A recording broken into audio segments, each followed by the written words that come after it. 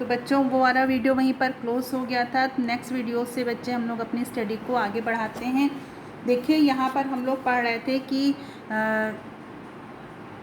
यानी कि जैसे जो हमारे पहले जो मनुष्य थे जो गुफाओं में रहते थे वो सिर्फ अपनी ही रासायनिक ऊर्जा का उपयोग करके बच्चों कार्यों को करते थे। फिर उन्होंने जानवरों के माध्यम से उसके यानी एनिमल्स के थ्रू उन्होंने क्या किया अपने कार्य को करना सीखा। और उसके बाद वो नॉन लिविंग थिंग जैसे आग से भोजन को पकाना, उजाला करना, गर्मी लेना, इन सब चीज़ों का उनको ज्ञान मिलता गया।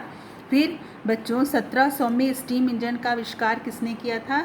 जेम्स वाट ने किया था स्टीम इंजन का आविष्कार। पहली बार ईंधन की रासायनिक ऊर्जा को गतिज ऊर्जा में बदल पाना संभव हुआ। यानी रासायनिक ऊर्जा को उन्होंने किस में बदला था? गतिज ऊर्जा में। गतिज ऊर्जा क्या है? वही जो स्थिर ऊर्जा को गति में बदले, वो हमारी क्या कहलाती? गतिज ऊर्जा। भिन्न भिन्न प्रकार के स्टीम इंजन बनाए गए। कुछ कारखानों में मशीन को चलाने के लिए बच्चों, जैसे कुछ समुद्र में जहाज़ को चलाने और कुछ ज़मीन पर रेलगाड़ी को खींचने। फिर है इंजन के लिए ईंधन के रूप में लकड़ी की जगह कोयला उपयोग में लिया गया।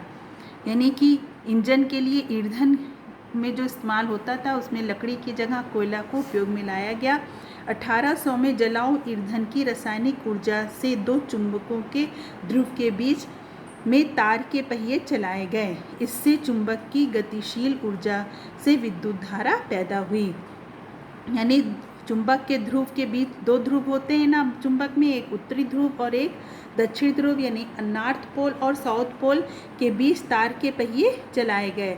इससे जो चुंबक में कौन सी हुई? गतिशील ऊर्जा से विद्युत धारा पैदा हुई। विद्युत करंट को टेलीग्राम व टेलीफोन के लिए उपयोग में किया गया। विद्युत ऊर्जा से ही दुनिया के सारे मोटर चलते हैं। विद्युत ऊर्जा से ही बच्चों आजकल बहुत काम होते हैं। बगैर किसी विद्युत ऊर्जा के अब चीज़ों को कर पाना मुश्किल है। यहाँ तक कि हम लोग अपने घरेलू ज़िंदगी में भी बहुत विद्युत पे, इलेक्ट्रिसिटी पर, एकदम इसके पावर पर डिपेंड हो गए हैं। हर चीज़ में ज़्यादातर इलेक्ट्रिसिटी की ही ज़रूरत है। फिर 1800 में आसपास लोगों ने तेल के कुएं खोदने सीखे। यानी कि तेल के कुएं उन्होंने खोदना सीखा 1800 के आसपास। इससे काफ़ी आसानी से पाइप द्वारा एक स्थान से दूसरे स्थान पर ले जाया जा सकता था। 1800 के अंत में पेट्रोल से चलने वाले इंजन बनने लगे। अभी तक तो बच्चों स्टीम से चलने वाले इंजन बने, फिर 1800 के अंत में कैसे इंजन बनने लगे? पेट्रोल से चलने वाले। इनका उपयोग कारों में, ट्रकों में, बस में, जहाज़ों में, हवाई जहाज़ इत्यादि को चलाने के लिए होता था। तेल को गर्म करने पर विद्युत पैदा करने के लिए भी उपयोग में लाने लगे। यानी कि जब तेल घरों में जब गर्म करते थे और विद्युत पैदा करने के लिए भी इसको उपयोग में लाने लगे। तेल और कोयले के अलावा भी कई और स्रोत हैं। स्रोत क्या चीज़ है? वो सोर्सेज जहाँ से हमको चीज़ें प्राप्त होती हैं जिससे ऊर्जा की आपूर्ति हो, यानी ऊर्जा को पूरा किया जा सके। लोग आणविक ऊर्जा का उपयोग कर सकते हैं। पानी और हवा के बहाव की धाराओं का उपयोग कर सकते हैं। समुद्र में ज्वार भाटे द्वारा उत्पन्न ऊर्जा का इस्तेमाल कर सकते हैं। पृथ्वी के भीतर छिपी अपार ऊष्मा का भी उपयोग किया जा सकता है। सूर्य की ऊर्जा कई ज़रूरतों को पूरा कर सकती है। तो इस पाठ में हम ऊर्जा के इन्हीं स्रोतों के बारे में जानेंगे। ऊर्जा के प्रकार कितने और कौन कौन से हैं ये भी जानेंगे। ऊर्जा के कौन से स्रोत हैं, हमें किस प्रकार की ऊर्जा प्राप्त होती है ये भी समझेंगे। बच्चों तो इस लेसन को हमने ये सीखा कि कितनी तरह की ऊर्जा है। पहले तो स्टीम से भी इंजन चलाए, फिर पेट्रोल हुआ, पेट्रोल के अलावा बच्चों फिर आणविक ऊर्जा का उपयोग होने लगा। फिर पानी और हवा के बहाव से जो उसकी धारा का उपयोग किया जाने लगा ऊर्जा को प्राप्त करने में। समुद्र में बच्चों ज्वार भाटे से ऊर्जा का इस्तेमाल होने लगा। पृथ्वी के अंदर जो ढेर सारी गर्मी छिपी है, ऊष्मा, इसका भी उपयोग किया जाने लगा। यानी कि और ऊर्जा का जो सूर्य जो है ये जो है ऊर्जा की कई ज़रूरतों को पूरा कर सकती है। तो इस लेसन में बच्चों हम लोग जानेंगे ऊर्जा क्या है, ऊर्जा के स्वरूप क्या है, इसको पढ़ेंगे और समझेंगे। तो हम लोगों का ये टॉपिक है, देखिए यहाँ पर ऊर्जा के प्रकार व स्वरूप। तो इसको समझते। देखिए, प्रत्येक दिन हम ऊर्जा के कई रूपों से अवगत होते हैं, यानी कि हम अपने बच्चों डेली लाइफ में भी कई ऊर्जा को देखते हैं। जैसे सुबह शाम हम नाश्ता कर लेते हैं, यानी रासायनिक ऊर्जा। जो आप सुबह सुबह नाश्ता ले रहे हैं वो क्या है? सुबह सुबह जब हम नाश्ता लेते हैं वो रासायनिक ऊर्जा है। पैदल या साइकिल चलाकर स्कूल आते हैं, यांत्रिक ऊर्जा। रोशनी से भरपूर कक्षा में प्रवेश करते हैं, प्रकाश ऊर्जा। अपने दोस्तों की बातें सुनते हैं और उनसे बात करते हैं, ध्वनि ऊर्जा। खेलते समय बॉल उछालते हैं, तब हम वापस हमारे हाथ में आ जाती है, गुरुत्वीय ऊर्जा। पंखे की हवा आदि का आनंद लेते हैं, विद्युत ऊर्जा इत्यादि। अब यहाँ पर देखिए बच्चों, आप कितनी तरह की ऊर्जा का उपयोग आप अपनी डेली लाइफ में ही कर रहे हैं। जैसे आप जो खाना खा रहे हैं, नाश्ता ले रहे हैं, वो क्या है? रासायनिक ऊर्जा, ठीक है ना। पैदल या साइकिल से चलकर आप स्कूल आए, वो आपकी यांत्रिक ऊर्जा है। फिर रोशनी से भरपूर कक्षा बैठे, वो प्रकाश ऊर्जा हुई बच्चों। फिर बातें करना, बातें सुनना, ये क्या है? ध्वनि ऊर्जा हुई। और खेलते समय बाल उछालना, बाल फिर आपके हाथ में आ जाए, ये क्या है? गुरुत्वीय ऊर्जा हुई। और फिर आपको जब गर्मी लगी तो आपने फ़ैन को ऑन कर लिया, ये आपकी क्या हुई? विद्युत ऊर्जा हुई। यानी कि हम अपनी लाइफ में ही कई तरह की ऊर्जा का उपयोग करते हैं। हम अन्य कई प्रकार की ऊर्जा से भली भांति परिचित हैं। ऊर्जा के ये सभी रूप दो प्रकार में बांटे जा सकते हैं। अगर आप बच्चे इन सारी ऊर्जा को बांटना चाहें तो आप दो तरह की ऊर्जा में इसको बांट सकते हैं, जैसे स्थितिज ऊर्जा व गतिज ऊर्जा। इसको पढ़ते हैं। तो बच्चे, हम लोगों ने यहाँ पे ये देख रहे थे कि हम अपने दैनिक जीवन में ही बहुत ढेर सारी ऊर्जा का उपयोग करते हैं। अब ये यांत्रिक ऊर्जा क्या है, इसको समझते हैं। देखिए, यांत्रिक ऊर्जा जो है वो स्थितिज ऊर्जा और गतिज ऊर्जा दोनों का योग है। यांत्रिक ऊर्जा यानी दोनों को अगर आप जोड़ दें तो वो दोनों में निहित है, स्थितिज ऊर्जा और गतिज ऊर्जा। और बाकी सब आप जान रहे हैं बच्चे, प्रकाश ऊर्जा, ध्वनि ऊर्जा, गुरुत्वीय ऊर्जा और विद्युत ऊर्जा। तो अब हम देखेंगे कि हम अन्य कई रूप की ऊर्जा को भलीभांति परिचित हैं। ऊर्जा के ये सभी दो रूपों में बांटे, स्थितिज ऊर्जा और गतिज ऊर्जा। अब देखिए, स्थितिज ऊर्जा क्या है और गतिज ऊर्जा क्या है, इसको देखते हैं। देखिए, स्थितिज ऊर्जा यानी कि ऊर्जा के सभी रूप को दो श्रेणियों में सम्मिलित कर दें। अगर ऊर्जा के सारे स्वरूप को लें बच्चे, सारे रूप को, तो इनको दो कैटेगरी में बांट दिया गया है। ऊर्जा के जितने रूप हैं, पहली है हमारा स्थितिज ऊर्जा, दूसरी है गतिज ऊर्जा। तो स्थितिज ऊर्जा क्या है, इसको समझ लिए। देखिए, स्थितिज ऊर्जा संग्रहित ऊर्जा एवं स्थित की ऊर्जा है, यानी कि कोई ऊर्जा जो एक स्थान पर संग्रहित है, संग्रहित यानी इकट्ठा है एक स्थान पर, वो हमारी क्या है, समझ लीजिए स्थितिज ऊर्जा है। जैसे कि पहली है जाएगी हमारी रासायनिक ऊर्जा।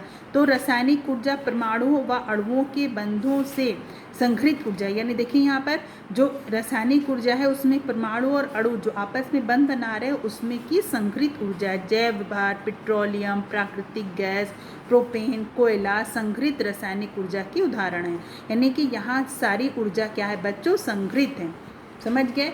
अब यहाँ पर देखिएगा गतिज ऊर्जा में, गतिज ऊर्जा जो है वो किसी भी पिंड के वेग एक स्थान से दूसरे स्थान पर, यानी उसको गति जो प्रदान करी, ठीक है ना। जैसे गतिज ऊर्जा वो गतिज ऊर्जा यह कण में गति के कारण, यानी कि जो गतिज ऊर्जा है बच्चों वो कण में गति के कारण उत्पन्न होती है। जैसे ये तरंगे हुई, इलेक्ट्रॉन हुए, अणुओं परमाणुओं की गति, यानी गति करने से जो ऊर्जा बच्चों मिलती है वो हमारी क्या कहलाती है, गतिज ऊर्जा। और यहाँ पर स्थितिज ऊर्जा यानी कि जो जैसे बंध है, अणु परमाणु आपस में बंध बनाए, उसमें ऊर्जा जो हुई वो एक जगह संग्रहित है, तो ये स्थितिज ऊर्जा हो गई। और गतिज ऊर्जा यानी कोई भी जो कण है उनकी गति के कारण जो ऊर्जा आपको मिली वो हमारी क्या होगी, गतिज ऊर्जा।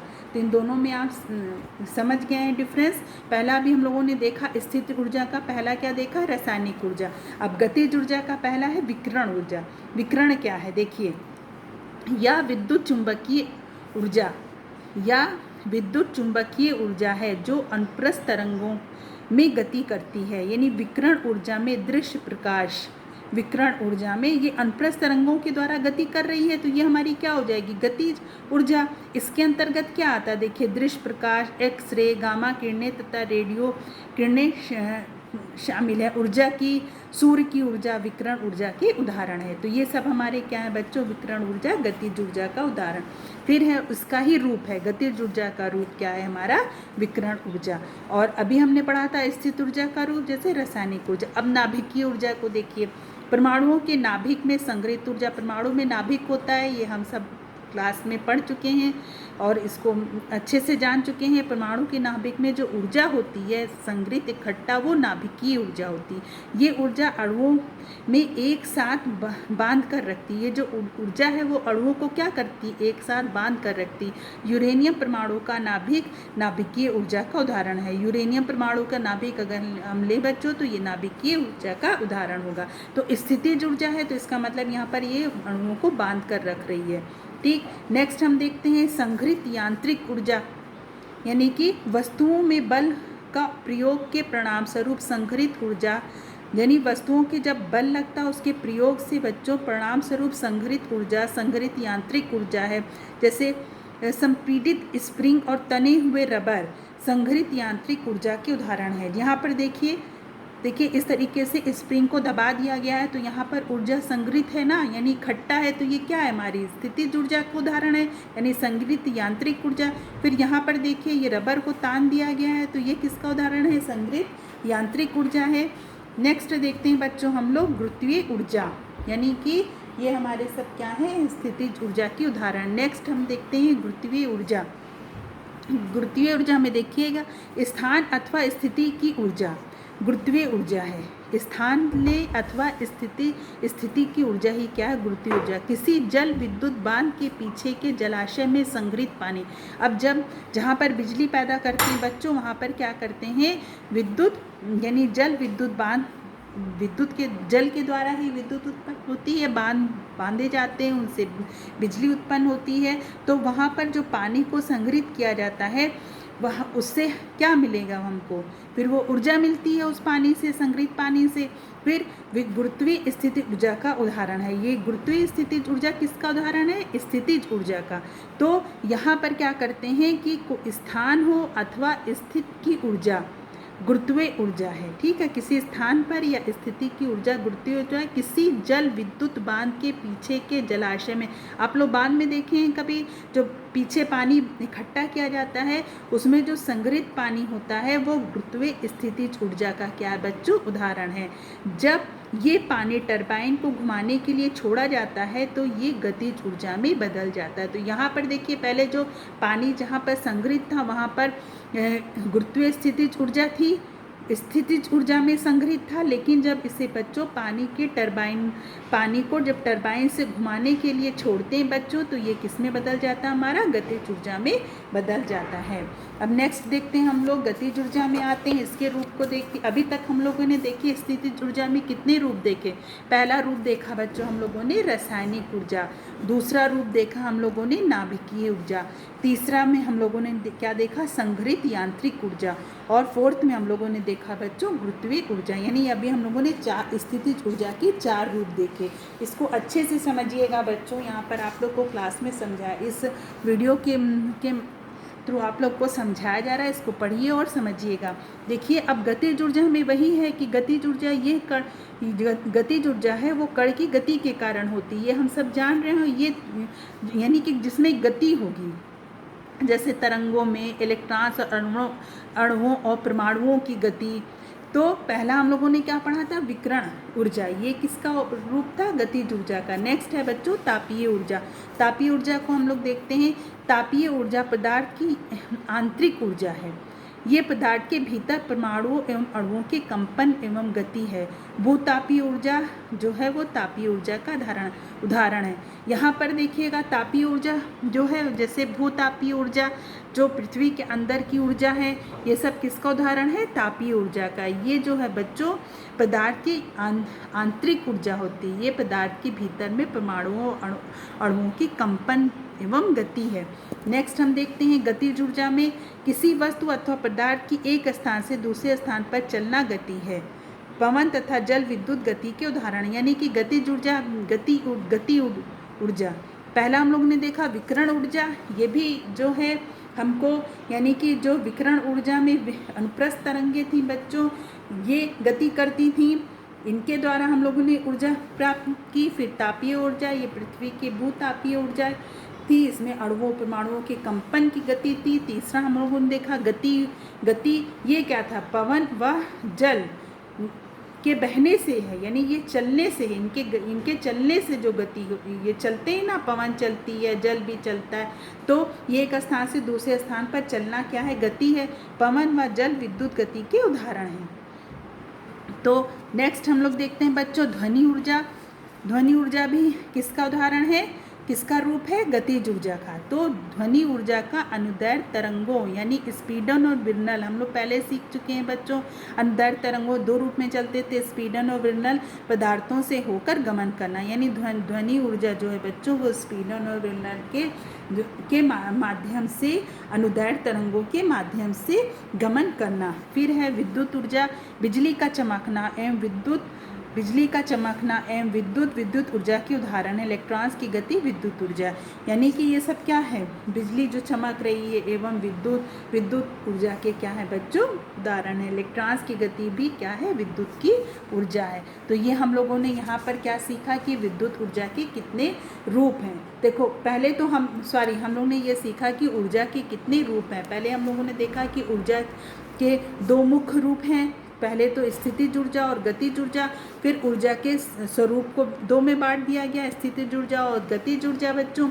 अब स्थितिज ऊर्जा में हम लोगों ने देखा क्या क्या था रूप हमको देखने को मिला, रासायनिक ऊर्जा, नाभिकीय ऊर्जा, संघरित यांत्रिक ऊर्जा, गुरुत्वीय ऊर्जा। और यहाँ पर हम लोग ने गतिज ऊर्जा में क्या रूप देखा, विकिरण ऊर्जा, तापीय ऊर्जा, गतिज ऊर्जा, ध्वनि ऊर्जा और विद्युत ऊर्जा। नेक्स्ट देखते हैं, नेक्स्ट टॉपिक है बच्चों हम लोगों का ऊर्जा रूपांतरण। अब देखा हमने अक्सर देखा है कि जब कोई निर्जीव वस्तु कार्य करती है तब वो निश्चित ही गतिशील होती है, यानी कि जब कोई निर्जीव वस्तु कार्य करती है तब वो निश्चित ही गतिशील होती है। जैसे स्थिर हवा, स्थिर पानी या स्थिर पत्थर में किसी चीज़ को हिलाने, बहाने या तोड़ने की क्षमता नहीं होती।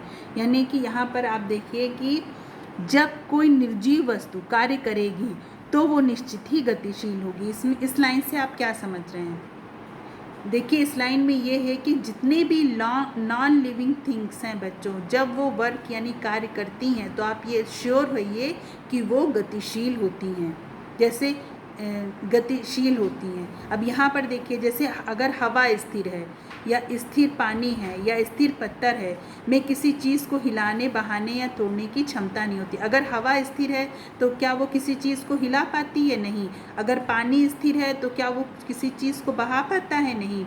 यदि वो अगर पत्थर एक जगह स्थिर हो तो वो क्या किसी चीज़ को तोड़ पाता है, नहीं। यानी कि कोई भी निर्जीव वस्तु है अगर वो गतिशील होगी तभी वो कार्य को कर पाएगी, वरना नहीं।